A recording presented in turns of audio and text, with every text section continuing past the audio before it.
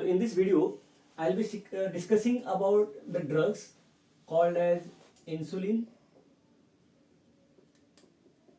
secretagogues.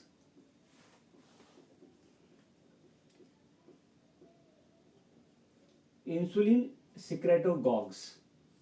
The word secretagogues means these are the drugs which work by increasing the secretion of insulin from beta cells of pancreas. These drugs, they are used for the treatment of type 2 diabetes. There are 4 different categories of drugs which are under the broad category of insulin secretagogues. So the first category is called as sulfonylureas.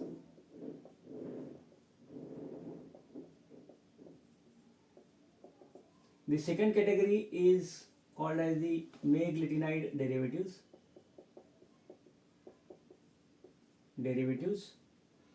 The third category is GLP-1 analogs. And the fourth category is DPP-4 inhibitors. So let us first talk about the sulfonylureas. So all these 4 categories of drugs, they work by increasing the secretion of insulin from beta cells of pancreas. Sulfonylureas, they are of 2 types or 2 categories. First generation and second generation. Among the first generation, example is tolbutamide,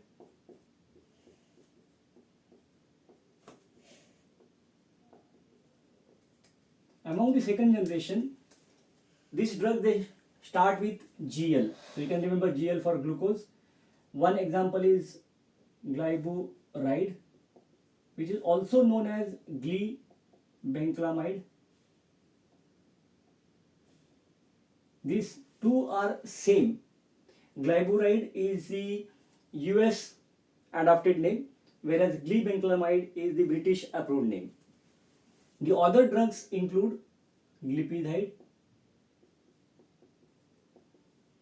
gliclazide, glimepiride or glimepiride.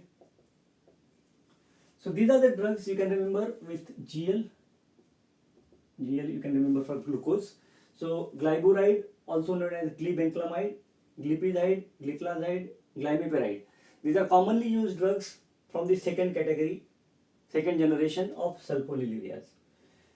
The drugs belonging to the category of meglitide derivatives, example include repaglinide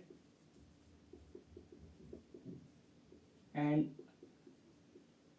nateglinide.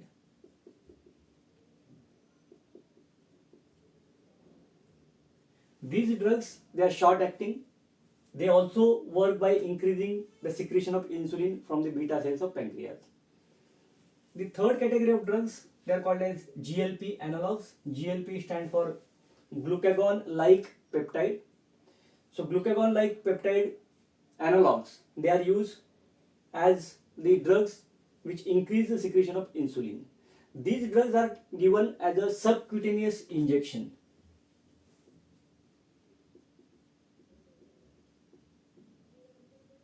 The examples in this category include exenatide, liraglutide. The DPP-4 inhibitors. DPP-4, this is an enzyme called as dipeptidyl peptidase 4. This enzyme breaks the GLP. So when you give the inhibitors of DPP-4, the level of GLP is more, and that's how the blood glucose level is increased, blood glucose level is decreased by increasing the secretion of insulin. The examples of this DPP-4 inhibitors include sitagliptin,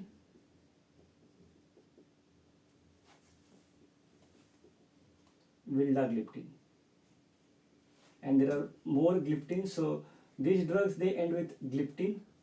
They are DPP-4 inhibitors.